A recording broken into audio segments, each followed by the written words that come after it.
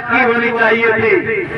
75 साल में हम लोग भी दूसरे लोगों की तरह आगे बढ़ जाने चाहिए थे, लेकिन दुर्भाग्य की बात यह है कि इस देश का किसान वर्ग, मजदूर, इस देश का कमेरा वर्ग जो कमा कर खाता है, इस देश का कर्मचारी, इस देश का युवा, इस देश का विद्यार्थी आज भी अपने हकों को प्राप्त नहीं कर पाया। मुझे बड़ा दुख हुआ जब मैं 4 महीने में फील्ड में था और 4 महीने से लगातार लोगों से संपर्क कर रहा था और लोगों को उनकी समस्याओं के बारे में पूछ रहा था कि आपकी समस्याएं क्या है। तो लोगों ने मुझे 90% लोगों ने अपनी पहली समस्या बताई, पानी। उन्होंने कहा हमारे यहाँ पानी की समस्या है। मुझे ये सुनकर के बड़ा ताज्जुब हुआ, बड़ी हैरानी हुई कि हम आजादी के 75-76 साल पूरे कर चुके हैं।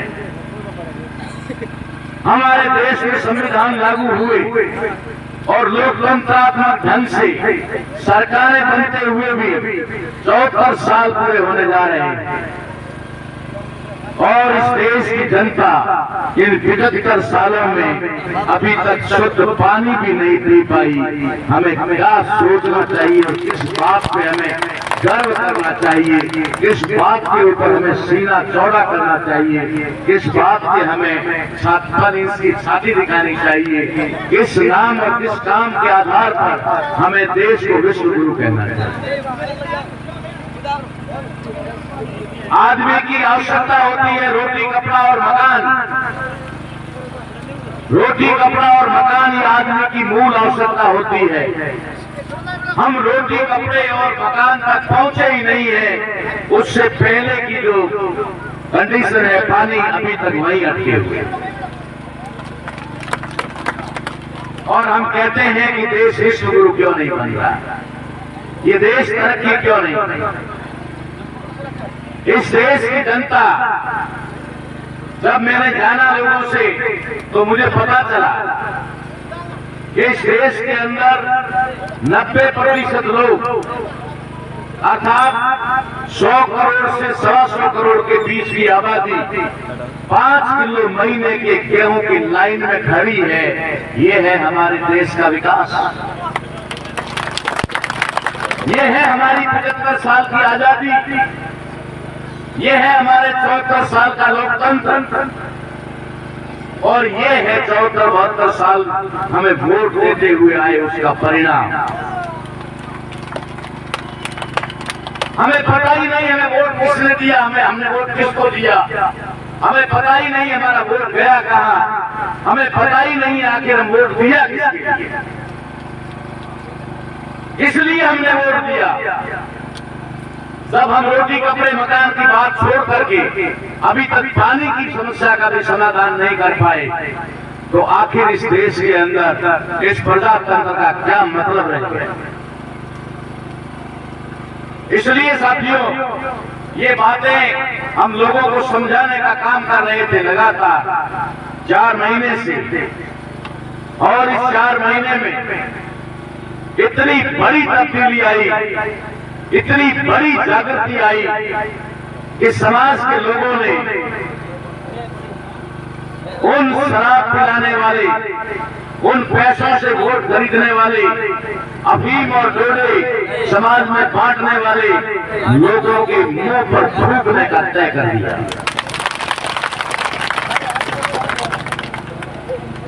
जो लोग उनसे छुप छुप करके पैसे लेते थे, नशे की चीजें लेते थे, उन लोगों के अंदर एक क्रांति आई और उस क्रांति की वजह से उन लोगों ने कहा कि अब की बार अगर कोई दारू की बोतल और पेटियां लेकर आएगा तो वो दारू की बोतलें उनके सिर में फोड़ देंगे।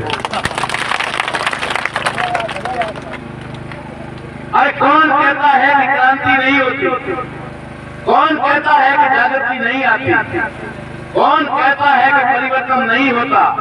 हमने ये 4 महीने में करके दिखाया, ये परिवर्तन हमने 4 महीने में करके दिखाया। हमारे समाज का SC, ST, OBC और माइनॉरिटी के समाज जो है, उस समाज के लोगों का हमने स्वाभिमान जगा दिया, उनके मान सम्मान को उनका एहसास करवा दिया, उनके जमीन को जिंदा कर दिया और उन लोगों ने तय किया कि अब हम बिकेंगे नहीं। 75 साल से हमारे वोट को खरीदा गया, हमारे वोट की चोरी की गई, वोट को लूटा गया, लेकिन अब हम वोट राष्ट्र निर्माण में देंगे, अब हम वोट हमारी समस्याओं के समाधान के लिए देंगे, अब हम वोट युवाओं के बेरोजगारी को खत्म करने के लिए देंगे, अब हम वोट उन बच्चों के भविष्य जिनकी शिक्षा खतरे में पड़ चुकी है, उन लोगों की शिक्षा के लिए देंगे। परिवर्तन होता नहीं है, परिवर्तन करना पड़ता है। आज जिस तरीके से उदाहरण दिया जा रहा है कि 56 कौम में शायद मैं समझता हूं कि सबसे वोट के मामले में सबसे कमजोर कौम अगर किसी को समझा जाता था तो भीलों को समझा जाता था, और ये कह करके समझा जाता था कि भील मंदिरों के भारे होते हैं। दूसरा नंबर, वो राजनीति में पार्टियों में टुकड़ों टुकड़ों में बंटे हुए हैं, वो कभी इकट्ठा नहीं हो सकते। और सबसे बड़ा आरोप लगता था भीलों के ऊपर कि वो छोटे मोटे दारू के कौवे में बिक जाते। हम लोगों ने 4 महीने, भैरूलाल जी नामा जो भी आपके सामने बोल रहे थे, 4 महीने हमने कड़ाके की सर्दी में जैसी भी सुविधा समाज के घर में मिली, हमने कोई होटल में रूम लेकर के हम नहीं रुके, हम समाज के घर में रुके। जैसा भी समाज ने बिस्तर दिया, चारपाई दी, जहां भी सुविधा दी, हमने उनके बीच में रहना पसंद किया, ताकि हम अपना ज्यादा से ज्यादा समय समाज को दे सके। रोटी खाते वक्त, सोते वक्त, सुबह उठते वक्त, चाय पीते वक्त हम उनसे चर्चा कर सके और उनको झकझोर करके उनके जमीन को जो सो गया था उसे जगा सके। ये काम हमने लगातार 4 महीने किया। ये चुनाव लड़ने की परिस्थिति क्यों पैदा हुई, कैसे पैदा हुई? आज जिस प्रकार का उबाल समाज में आ रहा है, देखने को तो सिर्फ दिखाने के लिए तो SC और ST के लोग यहाँ पर आ जाते हैं, लेकिन मैं आपको पूरे वादे के साथ कहता हूँ कि देश की 56 कौम के लोग हमारे साथ में खड़े हैं। अगर किसी को भरोसा ना हो तो कल के मोहनगढ़ का कार्यक्रम जो वीडियो पर डाला हुआ है, आप सोशल मीडिया पे देख सकते हैं कि वह 56 कौम के लोग मंच पर थे और 56 कौम के लोगों ने हमारा सम्मान और स्वागत किया। सम्मान किसी व्यक्ति का नहीं होता, सम्मान हमेशा विचारों का होता है। विचार अगर आपके अच्छे हैं तो दुनिया के किसी भी कोने में जाओगे तो आपका सम्मान होगा। विचार अगर आपके अच्छे नहीं हैं तो लोग आपसे भागना शुरू हो जाएंगे। आज जो 56 कौम हमारा सम्मान कर रही है वो किसी ताराराम मेहना का नहीं कर रही, ये किसी शरीर का या किसी परिस्थिति का नहीं कर रहा। ये 56 कौम के लोग अगर हमारा स्वागत और सम्मान कर रहे हैं तो वो सिर्फ विचारों की वजह से कर रहे हैं। और हमारे विचार एक राष्ट्र निर्माण करने वाले विचार हैं। जो राष्ट्र 75 साल में 150 वर्ष पीछे चला गया, 150 वर्ष से भी ज्यादा पीछे चला गया, उस राष्ट्र को फिर से निर्माण करने की हमारी विचारधारा है। हम सोचते हैं, हम जानते हैं कि राष्ट्र का विकास कैसे होगा। अगर आप खेत में काम करने के लिए 100 मजदूरों को लेकर के जाओ और खेत में काम करना है, चाहे जीरा लेना है या चाहे और काम करना है, अगर 100 मजदूर लेकर जाओ और 90 मजदूरों को एक जगह छाया में बिठा दो और 10 मजदूरों को बोलो तुम काम पे लग जाओ, तो क्या वो 10 मजदूर 100 लोगों का काम कर पाएंगे? वे 10 लोग तो सिर्फ 10 लोगों का ही काम कर पाएंगे, वे उन बाकी के 90 लोगों का काम नहीं कर पाएंगे। हमारा देश विकास क्यों नहीं कर रहा? हमारा देश तरक्की क्यों नहीं कर रहा? हमारा देश स्वच्छता में आगे क्यों नहीं आ रहा? हमारा देश शिक्षा में आगे क्यों नहीं आ रहा? हमारा देश टेक्नोलॉजी में आगे क्यों नहीं आ रहा? क्योंकि हमारे देश का 95% जो 95% युवा जो है वो युवा बेरोजगार और बेकार है, उसके पास में कोई काम नहीं। जिस देश का 90 से ज्यादा प्रतिशत या 90% से ज्यादा मैन पावर अगर निष्क्रिय हो, मैन पावर अगर वो काम न कर रहा हो, वो राष्ट्र विकास कैसे कर सकता है? उस राष्ट्र को कभी विकास प्राप्त नहीं हो सकता, वो विकास नहीं कर सकता। इसलिए हम लोगों ने हमारी जो विचारधारा है, हमारा जो कार्यक्रम है, हमारा जो चुनाव लड़ने का एजेंडा है, वो ये है कि हम राष्ट्र निर्माण के अंदर युवाओं को कैसे लगाएं, उनकी क्या भूमिका हो सकती है और भूमिका कैसे निर्धारित की जा सकती है, कौन किस काम के काबिल है और उससे काम कैसे करवाया जा सकता है। मैं पूरे देश में भ्रमण करता, 600 जिलों में और 5000 तहसीलों में मेरा नेटवर्क है। वर्ल्ड में भी 100-150 देशों में मेरे अनुयायी हैं। लेकिन मैं आपको बार-बार जैसलमेर की अगर स्थिति बताऊं जहां से आप बाहर नहीं जा पाए होंगे, शायद आप लोगों ने अपना एरिया ही देखा होगा। मैं आपको अपनी ग्राम पंचायत पे ले जाना चाहता हूं। आप अगर खुली आंखों से और अपने दिमाग को खोलते हुए अगर अपनी ग्राम पंचायत का एक चक्कर लगा दें तो आपको काम इतना दिखाई देगा कि उस ग्राम पंचायत के हाथ कम पड़ जाएंगे। आपको कहीं पर भी जाने की जरूरत नहीं है, आपकी ग्राम पंचायत में इतना काम पड़ा है कि आपके ग्राम पंचायत के हाथ कम पड़ जाएंगे। लेकिन आपको रोजगार देना नहीं। अगर आपके पास में रोजगार होगा, आपके पास में काम होगा, तो देश विकास करेगा, आपकी आय होगी, उस आय की वजह से आपका परिवार विकास करेगा। जब आपका परिवार विकास करेगा तो आपका परिवार जब उसके पास में आय होगी तो वो मार्केटिंग करेगा, वो कपड़ा खरीदेगा, वो गहना खरीदेगा, वो मोटरसाइकिल खरीदेगा, वो कार खरीदेगा, कार मोटरसाइकिल खरीदेगा, तो वो पेट्रोल खरीदेगा, पेट्रोल खरीदेगा तो उस सब चीजों का टैक्स सरकार के पास में जाएगा। और जितना ज्यादा सरकार के पास में टैक्स जाएगा, सरकार का बजट या सरकार की आय इतनी ही बढ़ेगी। जितनी सरकार की आय बढ़ेगी उतना ही फिर से नए युवाओं को रोजगार के अवसर उपलब्ध करवाए जा सकते हैं। अगर मैं ये बात बता सकता हूँ साधारण सा आदमी, तो जो लोग 2-2-3 बार सांसद बन गए, मंत्री बन गए, जो अपने आप को धुरंधर कहते हैं, राजनीतिज्ञ कहते हैं, उन लोगों को ये बात समझ में क्यों नहीं आई?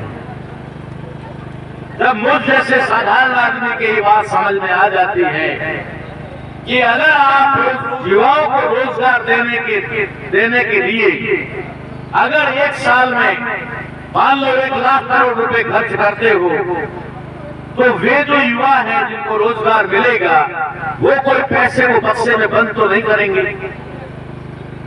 वो आज की जरूरतों के हिसाब से पैसा मार्केट में डालेंगे, पैसा मार्केट में डालेंगे, सेल होगी, सेल टैक्स होगा, इनकम टैक्स होगा, जीएसटी होगा, ये सब जब होगा तो सरकार के पास आएगा। ये एक रूटीन है, ये एक चक्र है जो चलता रहता है। अब आप बताएंगे कि वो क्यों नहीं करना चाहते, वो ऐसा करना क्यों नहीं चाहते? जिन नेताओं को आपने चुन करके भेजा 75 साल में, उनको तो उसका ABCD भी मालूम नहीं है। ये मैं आपको मंच से कह रहा हूं।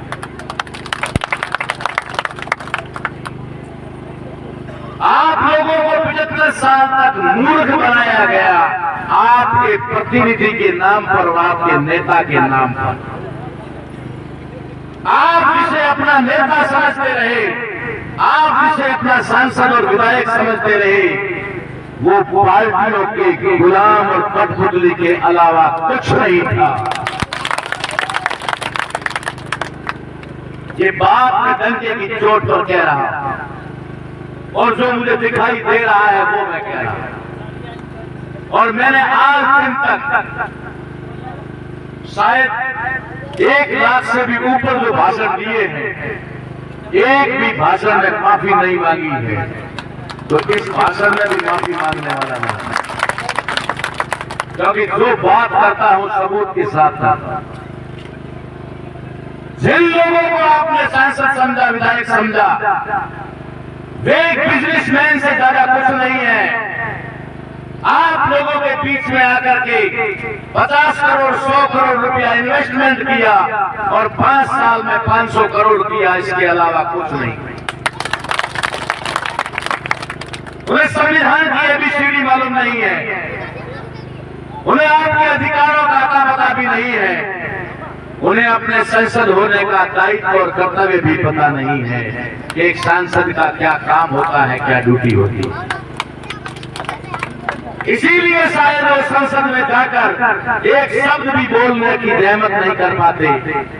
5 साल तक पता नहीं कहाँ रहते हैं और 5 साल में बरसाती मेंढक की तरह आ जाते हैं ट्र ट्र करने के लिए कि अब आ गया हूँ, वोट दे दो। और हमारे भले भाले लोग ये भी नहीं पूछ पाते कि 5 साल थे कहाँ। ना तो हमारा दुख दर्द जानने आए, ना हमारा हालचाल पूछने आए, और ना हमारे हालचाल के ऊपर या हमारे हालात के ऊपर पार्लियामेंट में 5 मिनट भी नहीं बोले। तो आखिर थे कहां?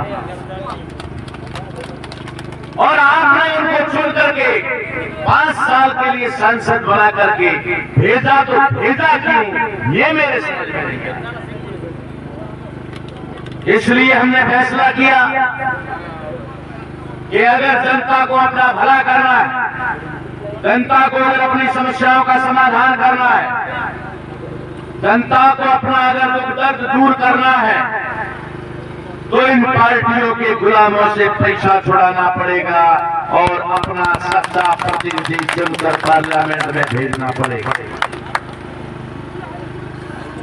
आप जिसे प्रतिनिधि समझ रहे हैं वो आपके प्रतिनिधि नहीं है, वो पार्टियों के प्रतिनिधि है। वो पार्टियों के कानून नियम दायरे में चलते हैं, पार्टियों से बाहर जाकर कुछ भी काम नहीं कर सकते। लड़ाई आपके हक हकूकों की है, लड़ाई आपके अधिकारों की है। तो लड़ेगा कौन? जो आपका सच्चा प्रतिनिधि होगा, जो आपकी अपनी मर्जी से खड़ा कर करके फिर जितवा करके भेजा जाएगा, वो आपकी लड़ाई लड़ेगा। पार्टी वाला आपकी लड़ाई कभी नहीं। इसलिए हमें ये कदम उठाना पड़ा। हम तकरीबन 35 साल से लगातार इस जन सेवा में हैं। हमने सर्विस में रहते हुए, नौकरी में रहते हुए भी समाज की लड़ाई लड़ी, और हमने समाज की लड़ाई लड़ने में जब बाधा बन गई तो हमने सरकारी नौकरी को भी ठोकर मारी है। कोई माई का लाल ये नहीं कह सकता कि मुझे नौकरी से निकाला गया। मैंने नौकरी को लात मारी है सिर्फ इसलिए कि वो मेरी समाज सेवा में बाधा बन रही है। मैंने उन लोगों से कहा, जब मेरा 2 साल और 17 दिन तक मेरा इस्तीफा मंजूर नहीं हुआ, तब मैंने मेरे डायरेक्टर के चैम्बर में जाकर के कहा, तो डायरेक्टर ने मुझे कहा नौकरी बड़ी मुश्किलों से मिलती है, आप वापस ज्वाइन कर लो। 2 साल और 17 दिन बाद कहते हैं वापस ज्वाइन कर लो। मैंने उन लोगों से कहा कि जब तक मेरी नौकरी मेरा पेशा थी, मेरा प्रोफेशन थी, तब तक मैंने किया। आज मुझे लग रहा है कि मेरा प्रोफेशन नहीं, मेरी गुलामी बन गई है, तो मैंने गुलामी की बेड़ी को तोड़ दिया। मुझे लोगों ने कहा कि अगर आपने जब नौकरी से रिजाइन दिया बिना पेंशन के 13 साढ़े 13 साल की सर्विस को, तो आपके हाथ में कंपन नहीं आई, आपका हाथ कांपा नहीं। मैंने कहा जिस हाथ के अंदर हुनर होता है, जिस हाथ के अंदर कमाकर खाने की हिम्मत होती है, वो हाथ इस्तीफा देने से कांपता नहीं। मुझे पता है कि मेरा समाज अगर पत्थर की खानों में काम करके खा सकता है, अगर कृषि मंडी के अंदर मंडियों में बोरियां उठा करके खा सकता है, तो छोटी मोटी मजदूरी करके तो मैं भी कमा के खा लूंगा, लेकिन अपने स्वाभिमान को गिरवी नहीं रखूंगा, अपने जमीन को नहीं मारने दूंगा। इसलिए नौकरी छोड़ करके मैं समाज सेवा में आया।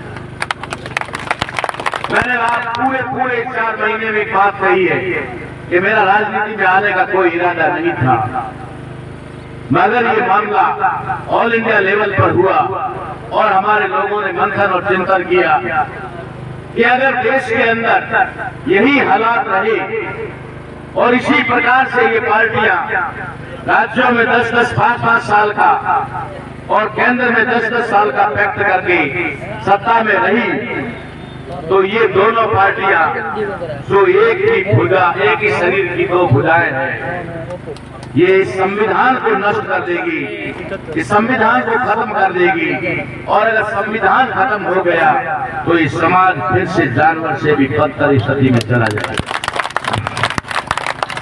इसलिए हमारे बुद्धिजीवी लोगों ने हमें निर्देश दिया कि अब हमें राजनीति को प्रभावित करना चाहिए। मैं आप लोगों को बता देना चाहता हूं, समाज के बुद्धिजीवी वर्ग को समझाना चाहता हूं कि मैं यहां पर राजनीति से प्रभावित होकर नहीं आया हूं।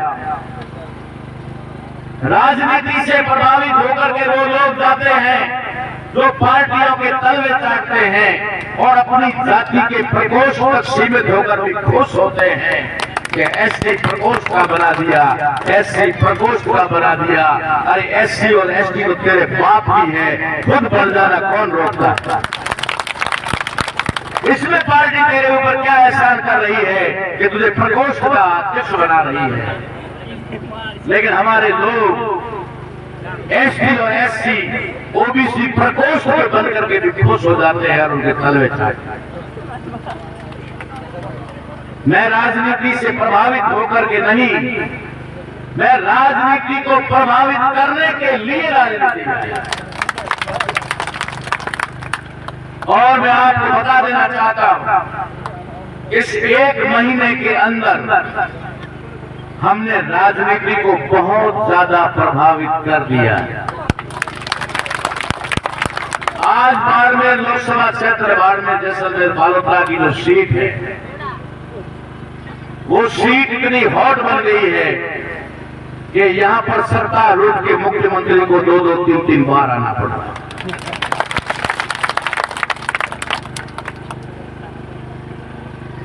यहां पर प्रधानमंत्री को खुद आना पड़ रहा है। यहां पर से सीट निकालने के लिए दोनों पार्टियों को छींके आ रही है। हमसे समझौता करने के लिए आए दिन हम पर दबाव बन रहे हैं, हमें प्रलोभन और लालच दिए जा रहे हैं। जब ये काम शुरू हो गया तो मेरा काम पूरा हो गया। मेरा काम था राजनीति को प्रभावित करना, राजनीति को प्रभावित मैंने कर दिया। बाड़मेर की सीट को सबसे हॉट सीट बना दिया। अब जीतना तो 11 खड़े हैं तो कोई 10 थोड़े ना जीतेगा, जीतेगा तो कोई एक ही। और हमें ना तो कोई जीत का गुरूर है और ना ही कोई हार का गम है कि अगर हार हो जाएगी तो क्या कर देंगे।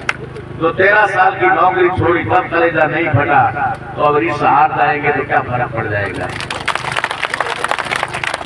लेकिन इलेक्शन हारना करना ये तो 4 तारीख 5 तारीख को पता लगेगा। लेकिन मुझे आज पता लग गया है कि मेरा समाज 56 कौम के लोग जाग चुके हैं,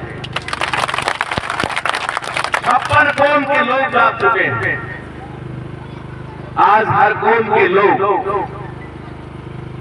चाहे वो नाई हो, दर्जी हो, लोहार हो, सुथार हो, सुनार हो, चाहे वो घांची हो, चाहे कुमार हो, चाहे माली हो, चाहे चौधरी आंजना कलवी पटेल हो, चाहे विश्व समाज हो, आज मुझे आवाज दे रहा है कि आपके पास समय हो तो हम मिलना चाहते हैं। मैं सलाम करता हूं, सैल्यूट करता हूं। मैं गुरूर नहीं करता कि वो मुझे फोन करके कह रहे हैं कि हम आपके साथ जुड़ना चाहते हैं। इस बात का मुझे गुमान नहीं है, अहंकार नहीं है। मैं उनकी समझदारी को सैल्यूट करता हूं जिन्होंने मेरे विचार को समझने का प्रयास किया। मैंने राजनीति में एक उथल पुथल लाने का प्रयास किया, मैंने राजनीति में एक परिवर्तन लाने का प्रयास किया। भारत की राजनीति और लोकतंत्र के अंदर 75 साल से जिस घर या जिस कौम के अंदर वार्ड पंच भी नहीं बन पाया, प्रधान और प्रमुख एमएलए एमपी तो बहुत दूर की बात है, मैं उस कौम के अंदर सांसद पैदा करने का जज्बा रखता हूं और ये मैं करके रहूंगा। मैं उस वर्ग को आगे लाना चाहता हूं राजनीति में जो सच्चाई और ईमानदारी से इस देश के अंदर अपने फर्ज को निभा रहा है। मैं उस वर्ग की सिफारिश करता हूं। मुझे तो इस चुनाव में भी उसी वर्ग को आगे लाना था जो आज तक राजनीति से वंचित है। मूल ओबीसी, माइनॉरिटी, पसमानदा मुसलमान और जो हमारे समाज के एससी एसटी वर्ग के जो लोग हैं, मैं तो पहली प्राथमिकता ही मूल ओबीसी को देना चाह रहा था कि मूल ओबीसी का कोई तैयार हो जाए तो हम एससी और एसटी वाले उसे सपोर्ट करेंगे। मुझे आज भी साथी कहते हैं वे मारवाड़ी में बात करते हैं तो कहते थोड़ा मोड़ा हो गया। मैं कहा मारा तो 4 महीने में धुआं पर निकले, देखो मोड़ा हम गया को थोड़े था मोड़ी ये मोड़ा हम पे आ गलत बात थाने मोड़ी था पड़ी में मोरो कोई दोष है कोई। और अजय भड़काऊंगा एड़ो है को नहीं कि धीरे ऊंचा वैसे ना यार तो भाव था तो भैया पर हमें भाव पड़े आज तो जीरो बोरी हम पड़े यार भाव सारे ऊंचे बोले कहीं भी आज तो 26 तारीख का तो थोड़ा जीरो बोरी हम पड़े है 26 तारीख ने देख लो। और 26 तारीख तक आज तक 48 घंटा पड़ा है। 48 घंटों में थोड़ा विचार कर लीजिए, होश लीजिए। अगर ताराराम मैना ने अच्छी तरह नहीं जानो तो यूट्यूब में सर्च कर लीजिए, फेसबुक में सर्च कर लीजिए। अतएव संतुष्टि नहीं मिले तो हिरदी वालों ने पूछ लीजिए, बाड़मेर वालों ने पूछ लीजिए कि भाई आप अल्लाह की है। अजय 48 घंटा पड़ा है, जानकारी लेवा सिर्फ 4 घंटा ही चाहिए। अजय मौको है, अजय अवसर है कि कहीं एड़ो मामलो नहीं पड़ो है कि रिजल्ट आए वाले बाद में अरे मोटी को तो ठई को बस एक होटल में बैठा बैठा दर्दो घर से कहूंगे अरे मोटियों अतना वोट लिए वो तो ठई को जरा बीड़ी भूख तो बीड़ी को झटके भरी बीड़ी कर क्या ही मोटी सूखा भरा एड़ो ठावे तो ये नहीं दे एडी टाइम नहीं रही हमें सावधान। मामलो 20,000 10,000 शुरू हो तो ये 10,000 वोट बड़ा खराब कर 10,000 20,000 को 20 उसकी तो चंपने की 70,000 उसकी तो आयो 1.5 लाख और काले व मोहनगढ़ वाली रैली हुई का तो समाचार आया कि 2.5 लाख पार करे। मैं कहा आज देर रातों बाकी पड़ी 24 दिन 25 दिन देर रातों पड़ी है 2.5 या 5 भी हो सके नाड़ी हाथ भी हो सके क्योंकि लोगों समझ में आवे धीरे धीरे समझ में आवे।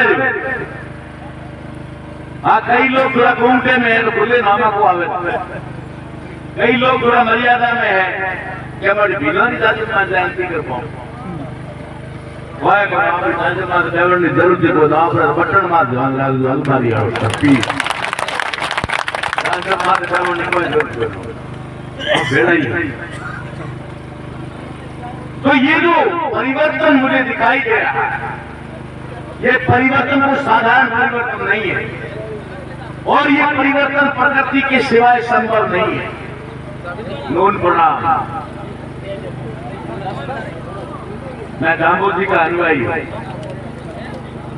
मैं साहिब अली रैदास गुरु नानक रमेश्वर दसनाथ धन्नादास दीपादर्जी सैन जी महाराज का अनुयायी हूं। मैं उन तमाम महापुरुषों का अनुयायी हूं। मैं उनकी विचारधारा को लेकर चलता हूं जो विचारधारा कहीं पर भी पाखंड के अंदर नहीं है, जो विचारधारा पूरी की पूरी तरह प्रकृति पर आधारित है। मैं प्रकृति को मानने वाला व्यक्ति हूं और मैं देख रहा हूं कि 8 तारीख तक बहुत सारे लोगों को ये पता था कि ताराराम ने फॉर्म भर दिया है और फॉर्म रिजेक्ट नहीं हुआ है, फॉर्म पास हो गया। ये लोगों को पता लगा तो एक चर्चा शुरू हुई कि ये तो 2 करोड़ में बिक जाएगा, ये 5 करोड़ में बिक जाएगा, ये 8 तारीख तक फॉर्म वापस ले लेगा। ये चलता रहा 8 तारीख की 2:55 तक यही सिलसिला चलता।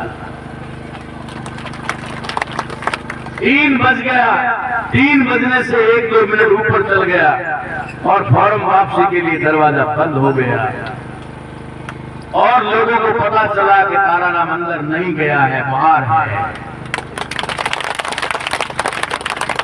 तब लोगों को लगा कि अरे ये तो कुछ अलग हो गया, जैसा हम सोचते थे वैसा नहीं हुआ। और जब हमें अलमारी का चिन्ह अलॉट हुआ तो वो भी लॉटरी से हुआ क्योंकि 2 लोगों ने अलमारी प्रायोरिटी मांगी थी। तो जिला निर्वाचन अधिकारी कलेक्टर महोदय ने लॉटरी की वो पर्ची डाल करके अलमारी हमको मिल गई। अलमारी का चिन्ह मिलने के बाद लोगों को भरोसा हुआ कि बिका तो नहीं, बिका हुआ है, बिका नहीं। 2 लोगों ने धीरे फोन करने शुरू किए, कहाँ मिलोगे, हम आपसे मिलना चाहते हैं, एक बार हमारे गांव में आओ। उससे पहले हम फोन करते थे तो घर में होते थे, कहते थे मैं तो बाहर गया हुआ। हौसले खुलते ये जो मामला कारवा यहाँ तक आया और कल का एक दिन है जो चुनाव प्रचार आज थम जाने के बाद में डोर टू डोर संपर्क करने का बचा है और अपने बूथ मजबूत करने का बचा है। तो मैं आप लोगों को ये नम्र निवेदन करता हूं, इस समय ज्यादा वक्त नहीं लगता। आप लोगों को यहां से जैसे ही विसर्जित होते हैं आपको घर जाते समय भी रास्ता तय करना है कि बीच में कहां और किस से मिलकर जाना। अगर आप ऐसा करेंगे कल आप अपने गांव अपने बूथ में हर कौम के लोगों के साथ में, सर समाज के लोगों के साथ में जाकर के संवाद करेंगे और हाथ जोड़कर विनती करेंगे कि एक बार अवसर दे दो, जाति मत देखो, जातियों पे मत जाओ, एक बार अवसर देके देखो, आपको पता चल जाएगा कि संसद चीज क्या होती है। और लोग तैयार बैठे हैं। लोग इन पार्टियों की नीतियों से बहुत तंग आ चुके हैं। उनकी परेशानी ये है कि उनके सामने कोई विकल्प नहीं है। इसलिए राजस्थान की जनता क्या करती है, 5 साल में कांग्रेस को हटा के बीजेपी को लाती है, बीजेपी को हटा के कांग्रेस को लाती है, फिर कांग्रेस को हटाकर बीजेपी को लाती है। ये सिलसिला लगातार 35 साल से चल रहा है, क्योंकि लोगों के पास विकल्प नहीं। हमने लोगों को निर्दलीय का विकल्प दिया, स्वतंत्र प्रत्याशी का विकल्प दिया, हमने जनता के उम्मीदवार का आपको विकल्प दिया। आने वाले समय में 5 साल के बाद